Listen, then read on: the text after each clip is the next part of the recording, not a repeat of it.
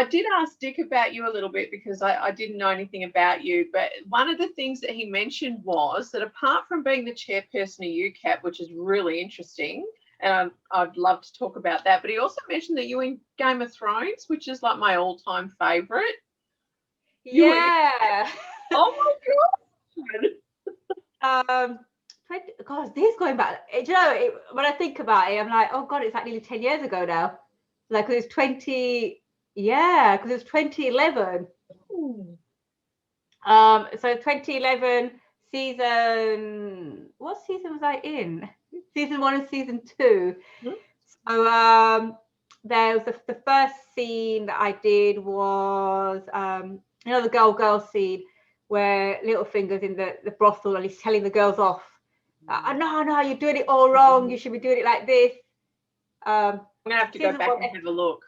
I'll have to go back. I've got the whole thing. Episode 7. It's with the red-haired Roz, and he's telling them how they should be like doing it. So that was the first girl. That was a girl scene I did in there, and then there's a few. There's like a peeping hole where I'm doing like a blowjob scene on this old guy, and oh my God! I come out of the room and a Littlefinger wipes off the what is meant to be. Spoke off the face. Yeah. God. So in 2 years ago, in 2018, 19 actually, let's say 19. I forget what years we're in. They had the committee was re-elected, and I was elected as chairperson. So it's like the first sort of performer-led. It's always been a producer-led organisation. So then it sort of became slightly performer-led. We're looking, as much as before what the organisations are doing, we have tried to get more performers involved because, I mean, as you know yourself, the industry has changed. It has. The face of the industry has changed. I mean, I came back to shooting in 2018, and to me it was a shock as well because it's just I've taken such a long time out from 2000. I worked from 2004 to 2010. And then I stopped working in the adult industry, and then I came back in 2018. And then now, as I was shooting, I was told, now content is king. Content's always been king, but it just became more content as opposed to shooting for companies. I shot for a few companies when I came back, but I hadn't even, at that time, they had Onlyfans and this and that, and I know it's just changed. The market has changed, and performers, I will say. Performers, males and females coming in, are also now producers themselves. Mm-hmm. It's not. There's no sort of direct like differences between a producer and a performer now. As a performer, you're doing your producing. Performers are editing. They're doing everything now. So there's no There's a little distinction. There's not a big distinction. Yeah. So obviously, performers also need to know all the ins and outs, the paperwork, which I think sometimes content creators don't always know. So we're there trying to provide an educational resource for everyone, performers and producers alike, and especially with all this Me Too movement that happened in the Hollywood industry. Hollywood trying to provide safeguarding. I know it's a bit more difficult in the adult side of it because, say, when I worked on Game of Thrones, we didn't have intimacy coordinators. That was back in 2011, and then since then, and I've worked on some other mainstream things like where have I worked on? Brave New World, Epic Season Girlfriend Experience on Netflix, and they've all had intimacy coordinators. So the first time and they all have intimacy coordinators on set to make sure that just not the performers are happy, but also the crew are happy with what's happening. It's like, because they're like, even though the crew are shooting in adult scenes, some might not be happy with you walking about with your tits out, right? Yeah. So, making sure that you're covered and making sure everybody's happy with what's happening, if anybody's uncomfortable. And obviously there's no, in the adult industry, it's very hard to have an intimacy coordinator because you'd have to have somebody who was from an independent company who wasn't involved with the performer, the producer. So it's I think it's a bit of a challenge at the moment in the industry, just for various things, making sure safeguarding's in place, making sure people feel comfortable and there's places they can report to if they feel something has happened on set, without feeling that sometimes people feel that they can't report things because especially in this industry, they might get blacklisted. Yeah. I mean, I don't think there is a blacklist, but I think people sometimes think that if you complain, that other producers might say, oh, she complains too much, or they complain too much, don't want to work with her. But we want to sort of try and get out that mindset and say to males, females, regardless, whoever you are, male or female performers, even producers, because, you know, I mean, I know producers won't necessarily complain because, you know, a performer might hit on a producer. Yeah. So it works both ways. And we're quite a neutral organisation in that is we don't, because haven't got the police background, we haven't got people in there who are trained. So we then signpost people to various other organisations that we sort of work with now, like National Ugly Mugs, and they've got caseworkers, or we might even help them report directly to the police if they want to. But yeah, we've been working on various things. At the moment, we're working on some e-learning as well. So when people become members, they go through an e-learning process, and, you know, so, and they be like blocks, and then they get like stars at the end to say they've done it. And if there's complaints against them, or we feel they need to do it again, then they have to do it again. Wow. Okay, that is really good. It takes a little while. Yeah. That's in the process of, it's being worked on, but it's just such a big process of, and because we're a voluntary organisation, it's like we all do this in our own time. Yeah. So sometimes things take a little bit. People are always like, oh, you know, you meant to be doing this, and it's like things take a little bit longer because we all have to work as well. I know. Yeah. So sometimes things take a bit longer to come to fruition. But yeah, we're going to be rebranding as well. We haven't might come up with a new name, but hopefully we're going to be rebranding completely, and hopefully this lockdown ends soon as well. I hope so. You guys are having it tough over there. Really tough. Yeah, I mean, hopefully, I mean, you know, what we've said to people is, you know, as much as the government, well, as much, you know, the government legislation was, you know, nobody goes out, nobody does this, you know, stay at home. But obviously, that is a line that we sort of took as well. But we also, we did a toolkit and everything for people, sort of saying, like, if you have to, you know, if you have to work, and we understand people have to work, but make sure you try and work as within the safety guidelines as possible, where you could change things, amend things. Yeah. But we understand that, you know, you can't just say to people, right, you can't work. You know, as much as people want us to say that, but we know, we say, look, we advise, government advice is, you know, not to do this, that, but we understand people have to work.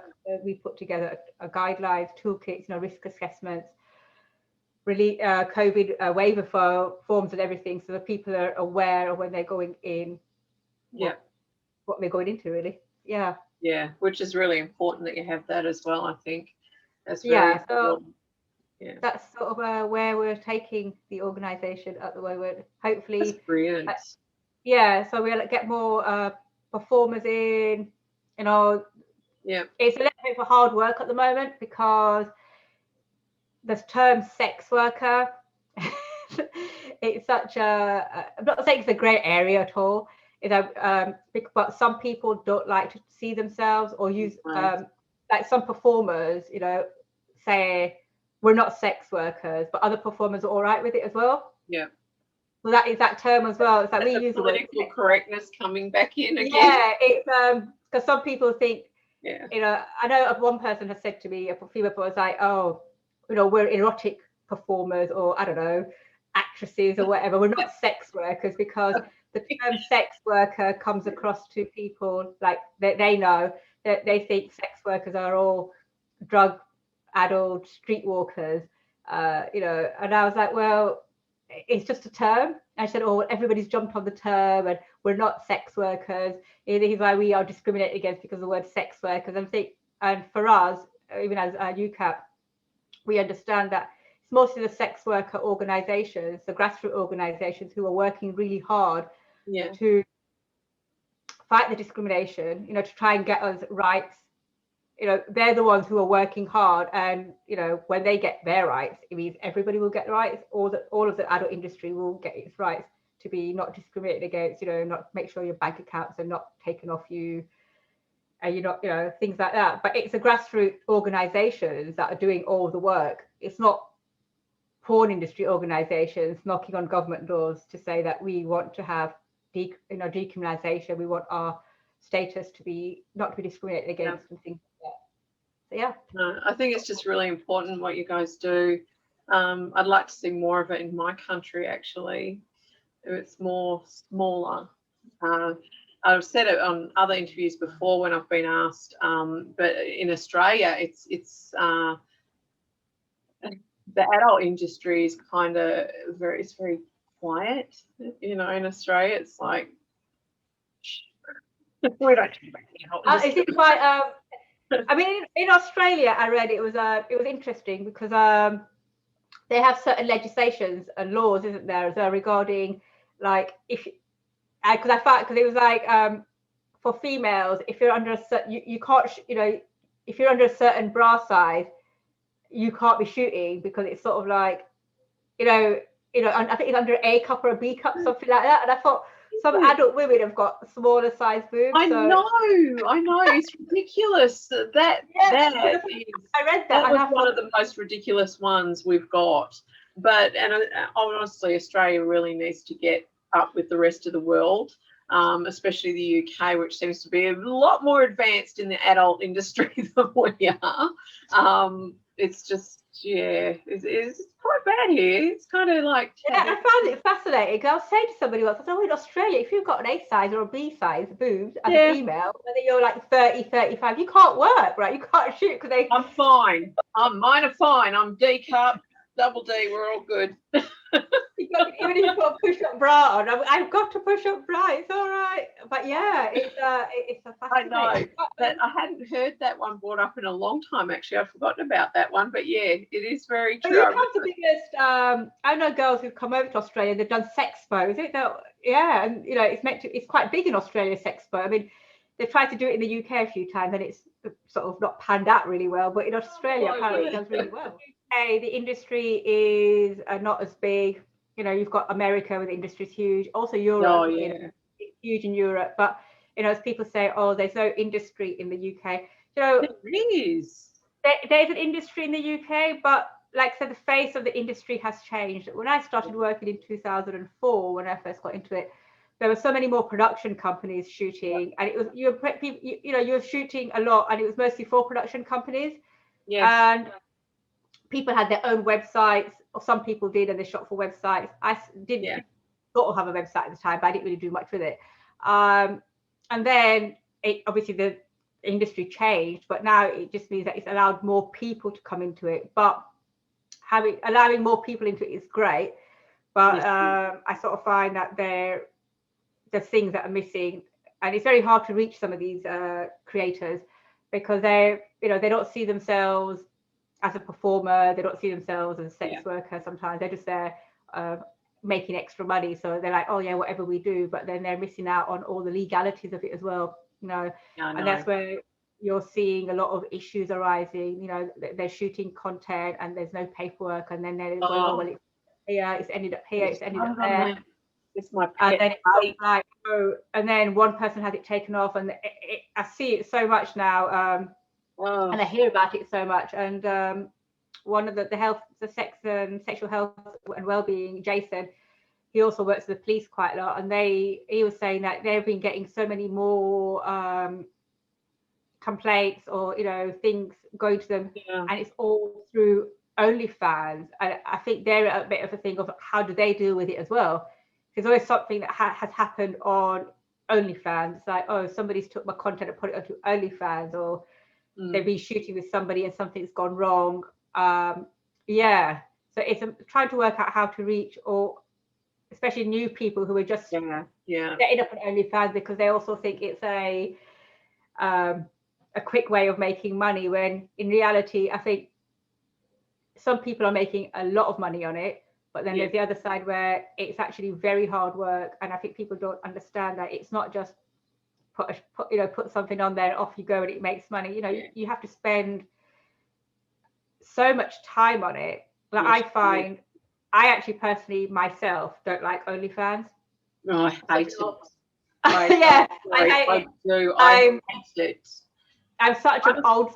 Yeah, I was going to say that. I've got my website, and my website does really well. I love my website, and it's just. I'm so old school, and we're both old school. This is good. So in 2018, I came back to shooting, and I shot with my cameraman and Lacey Star Productions. They started shooting some of my content for me, and then I got a website, got a website up and running at the end of 2018. And then he was like, "Oh, we should." And I had an OnlyFans at the time, but I was doing shit all on it because I just wasn't putting attention into it. And he was like, "Oh, you need to really set one up." And I was like, "I don't want to. I hate it." And he was like, "Oh, just set up." And he said, and I said, "Well, okay, I'll set it up if you do everything on it. Like if you run it, if you do this, everything." And he did. And then I started going on it, and I find that it's the whole OnlyFans machine is a lot different to the website model. Oh yeah. And it's such a, it's like you have to spend hours on it. Like I know girls are spending, like one girl said to me that she used to get up at 6 a.m. and she'd be on it on and off till like 2 p.m. And I'm like, that's too, and like doing messaging, customs. and I'm like, you know what? I'm like my mid-40s now. I ain't got time for that shit. That shit. I've got my calendar that's like set up, and I've got set days for content. I've got set days. Yeah. I've got my times for my cam work, my phone work, my editing, the interview. Everything is like set out. I don't have time for the OnlyFans shit. Drives me insane. But one thing I want to talk about, which is really, it's one of my pet hates, I call it, is the paperwork that the cam models and sex workers really need to use when they're creating content with another person. I'm finding so many girls and guys just don't submit the paperwork. They don't know where to get it, and that type of thing. So they're just posting, content up online with another person. Yeah. Like, oh, what are you doing? It's like I say to everyone, like I was speaking to a new guy the other week, and he was saying, I spent an hour, and I was, and then I said to him, you should really join Ucap, right? I just spent an hour talking to you, because he was there going, he shot this content with some girls, and they told him to send it to. They told him to send it to them, and they told him to delete it. And then he had some content, and I said, "What are you going to do with the content?" And he said, "I'm going to put it on here." And I said, "Do you have paperwork for it?" And he said, "No." And I said, "You can't put it up anywhere." And he said, "Oh." And I said, "Yeah." I said, the first thing about shooting, I said, before you even, if you start considering to start shooting, I said, as you've got your platforms up, I said, the first thing you need to do is try and get all your paperwork sorted out. Get a model release sorted out that has all the information in there, making sure that So does UCAP have that for people? We are in the process of getting the paperwork, trying to get some releases and stuff set up. When normally people ask me at the moment, my own personal release form is a bit of a mishmash, which I put together, and I took, as much as I don't like the site, as much as I don't like the old Pornhub site, I took my release form from there. It's actually very in-depth there form. It's very good. Okay. I took it from there. Yeah. And I rejiggled it about a little bit, only because their sections are really so tight and everything. Okay. So I put a whole new front sheet on mine, and obviously, and I say to people, make sure that you have their stage name, legal name, date of birth. I even have an address on mine, because a lot of the companies I've worked for, they have lots of pages. And they've got to have their health check form with them as well. Yeah, that's got to be part of the documentation. Well, the health. So there's no health required. Like there's no health form, but you have to obviously have your. Before you shoot with anybody, here's the other thing. Before you shoot with anybody, I always say to them, right, so you need your STI and HIV certificate, which normally a clinic will issue. Yep. At the moment, with the lockdowns and stuff, a lot of clinics aren't open. So what some performers have done is, if they are shooting with people, they're shooting with people that they know, but they have to, and they will accept a home test kit. Yeah. But it's only from people that they know. So if you're a new person, I would say if you're a new person, I won't. But then you have to have a certificate. Okay. Sometimes if you're very new, I'd even say 3 months.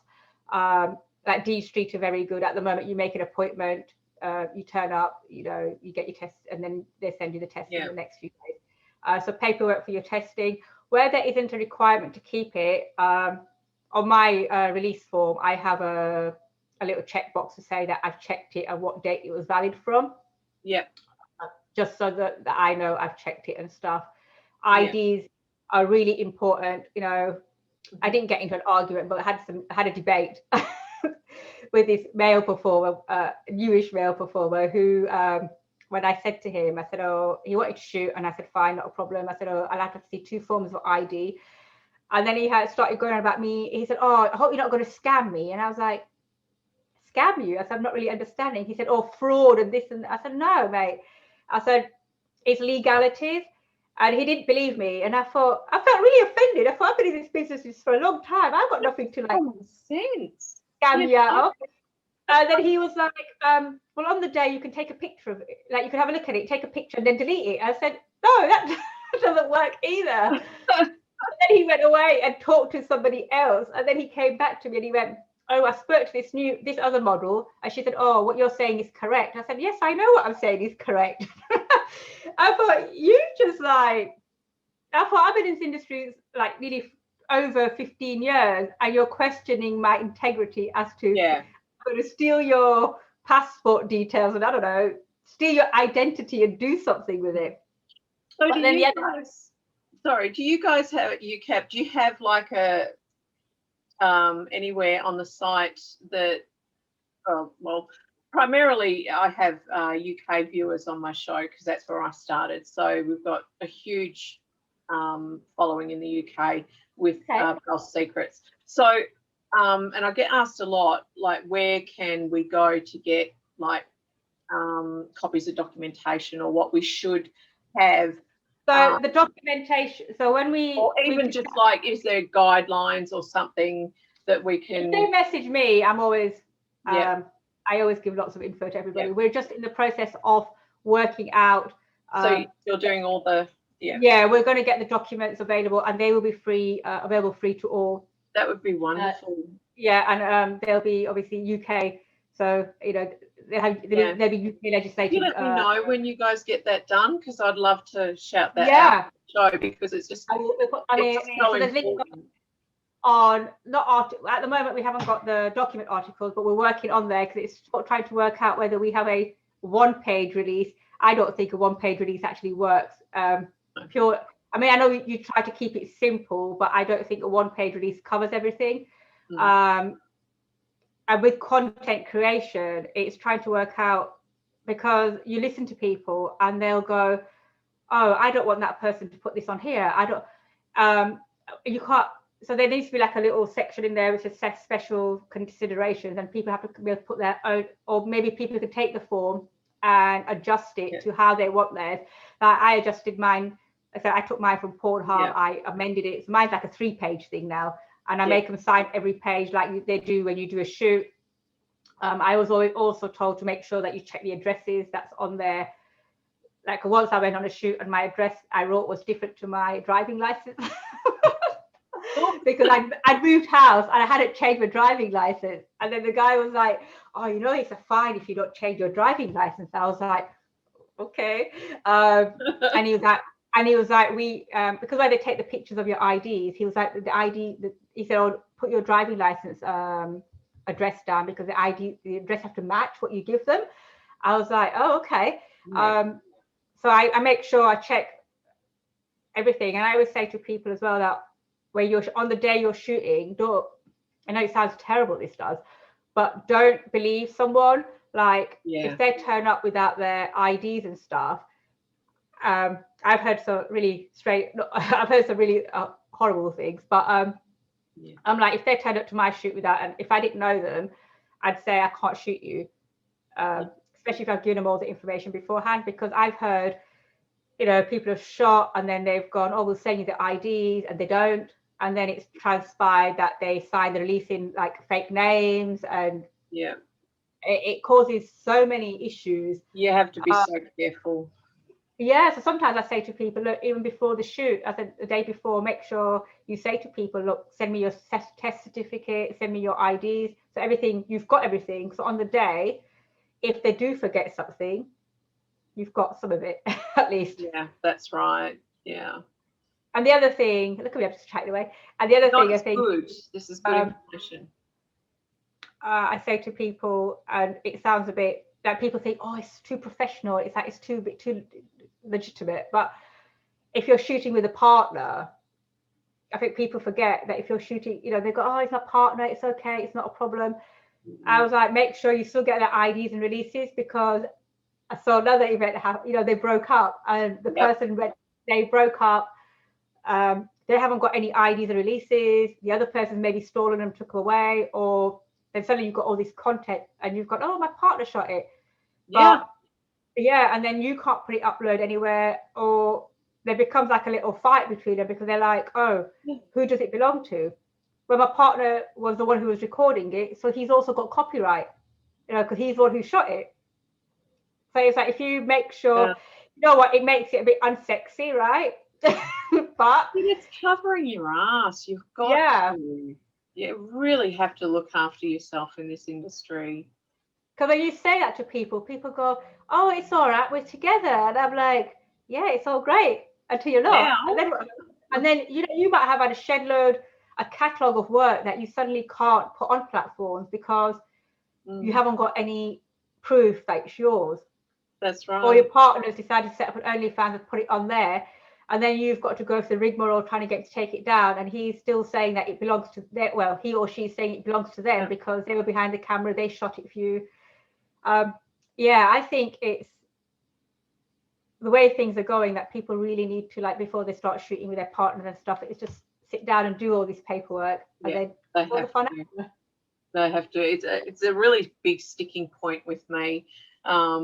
The paperwork, it's one of the really big things that I try and push a lot now. Did you get the one I sent you? Yeah, I did.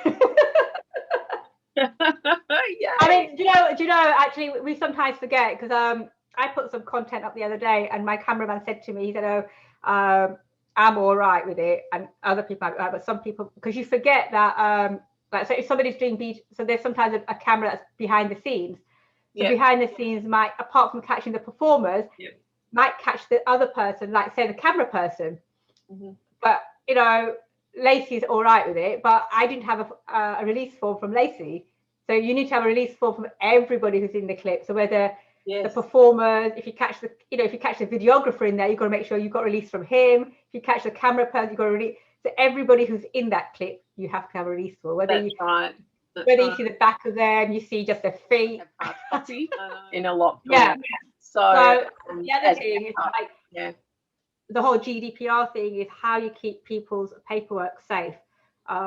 Whether you keep it in that's really important, actually. Yeah, and if you keep it online, as somebody pointed out to me, really, you're meant to be in secure folders, but also you're meant to sign up to the whole GDPR thing online, and you've got to pay for it. And yeah, I don't think many of us do that, but that's something that needs to be talked about, because you know, everybody's shooting on their phone, takes the IDs on their phone. GDPR. PR. GDPR. So G for golf, D for Delta, P for Papa, O for Robert. Yeah. Yeah, I'm going to look that one up. That's really important, because that's something I didn't really know about either, is actually signing up to that, because I assumed if I had the paperwork and I kept the paperwork, I've got copies, hard copy, and I don't think many of us have signed up to it, but it's something apparently is a requirement, but it's something that we do need to look at a little bit.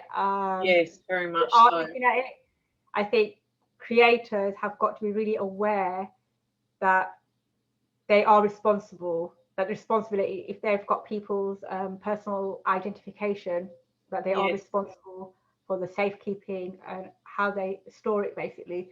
I think there needs to be a lot more education. I mean, there needs to be education around a lot of things, but I think it does. I think people forget, you know, it's not just shooting. I think. Yeah, it's not just shooting now. Whatever. Flooded. I know, but this industry is so flooded now, especially since COVID hit, that I think it would be good that if we did have education on a lot of areas in this industry, because of that, especially you got girls that are just coming on now that have no experience or have, you know, come on the past 12 months. They have no experience in this industry and just jump straight into it and have virtually no clue about what they're doing. And I No, so I find it's education, and sometimes I also find that even though you say, like you say to performers or new girl performers that make sure that you do this, I think sometimes they just think that you're just yapping, like, for no reason, but not understanding, like what I try to say to them is that I'm not trying to stop you from doing anything. You know, I'm not saying don't do this, but there are certain things you do have to, because there are consequences for lots of things. If you're not, you don't want your account taken off, you don't want that, you don't want there to be something happens, and then you suddenly, your accounts have gone, or you can't provide the paperwork, you can't do this, or God forbid that your phone gets hacked, and then people's IDs you've got on there suddenly, people can match an ID to and then the names are all out. So then you've got legal names, register, everything, addresses, and it's a big thing. But I think maybe the platforms themselves also have to do a more as well to. They do. I agree with you there. They certainly do. Yeah, I think they do near enough. So many of them. Yeah. And every day I see another one coming up, and they're all, they're all competing against each other. They're all messaging you saying, "Oh, come to my platform," but and we're this and that, and there's nothing there to help. There's no education there to say to people how to keep the paperwork, where to keep it. Until it's too late, maybe. Jeez, it's really actually that I've learned something today. I'm actually really glad. That's brilliant. GDPR. Go to that. I'm not really sure. In the UK, it's quite a big thing. I mean, Australia, it might be. I'm actually going to look that up because I'm not exactly sure in Australia. So that's something that I need to look up here as well.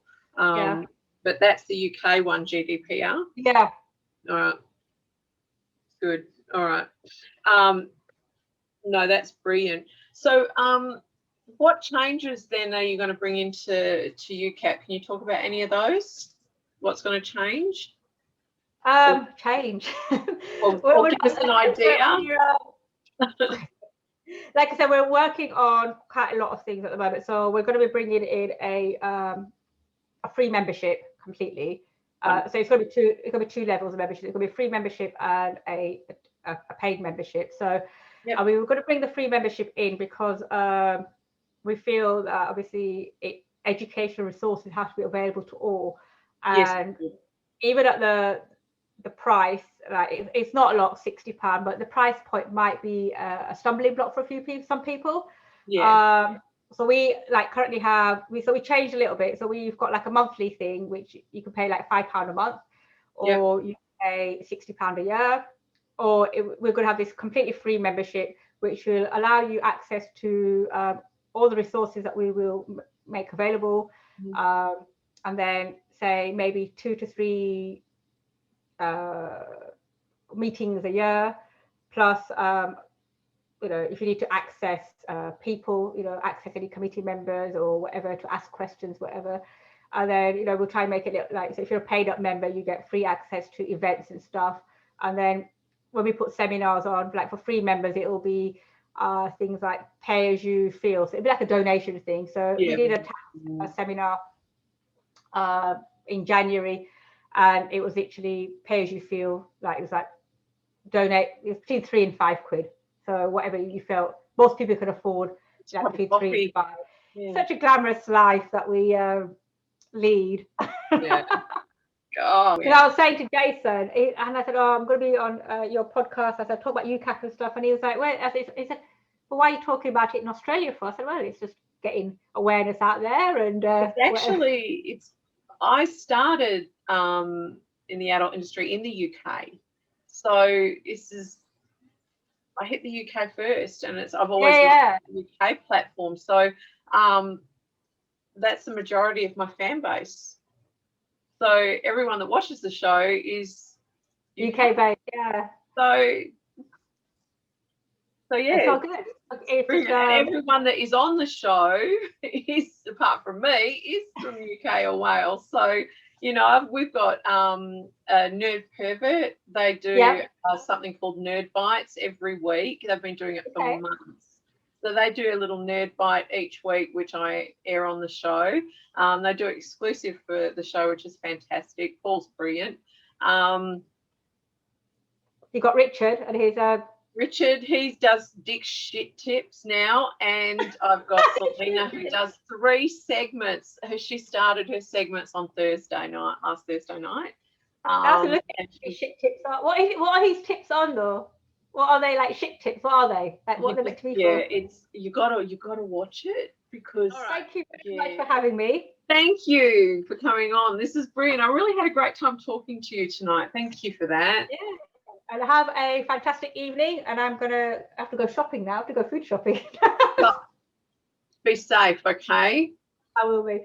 Thank you. Right. Thank you, Sahara. Bye.